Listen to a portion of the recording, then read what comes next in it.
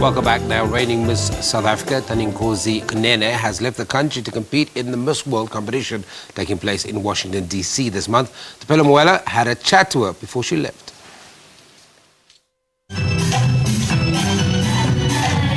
Miss South Africa has produced a number of beauty queens who to this day still remain dazzling. Ntandoyenkosi Kunene is an education honors student at the University of Witwatersrand. Like the woman produced by Miss South Africa brand in the past 50 years, she wants to make a considerable difference to the society in which she lives in.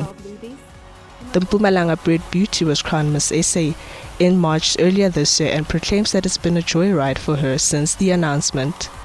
It was such an unexplainable moment, simply because you've wanted something for so long and now it's here. So it was something very breathtaking for me. I can't even put it properly in words, but it was that one day that I've always been dreaming about. How has the journey been, and what are some of the challenges that you go through as Miss SA 2016? My journey has been amazing, and I've learned so much throughout the year. Most importantly, I've learned so much about myself, and it has been a learning curve. I've learned so much, and just going forward, it's taking what I've learned as Miss South Africa and moving forward with it. Every aspect of the pageant supports the principle and attributes of today's woman, a woman who has her own goals and views of her role within society. That's the expectation, and it's been growing steadily since Noma Foster was crowned Miss SA in 1956.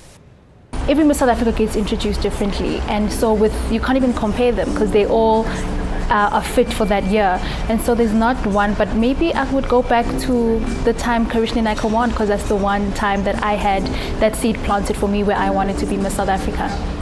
Over the years, the pageant has been offering more than just glitz and glam to the winner. The stereotype of women showing off their pretty faces and outfit has been long put off. The previous contestants seen were undergraduates or hold a qualification of some sort. Simply because when you Miss South Africa, you're not only taking pictures, you are talking to people, you're talking to people in government, and you're talking to business people, and therefore you need to have something happening in your brain. And a lot of the women that have entered, and the girls that I have also entered with, and girls before me, even with Liesel before, it's girls that are very well educated and that know what they want. And Miss South Africa is simply about that. It's about that young woman that is educated and just wants to grab the world and get what they want.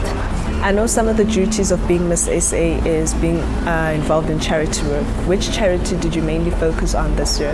I've had a number of charities that I've been working with, from Project Kanya to the South Sea Take a Girl Child to Work to opening classrooms with Sun International in Western Cape. There's so many things that I've been involved with SAA, and just so many that I've done, and every one of them has just been amazing simply because you're touching the lives of South Africans. What would you like to be remembered for as Miss SA 2016? That girl that made young girls believe that they can, because that's the one thing I believe Miss South Africa is about, is to show young girls that they can be whoever they want to be. Your one day is just as relevant, and you can get there. Thank you very much.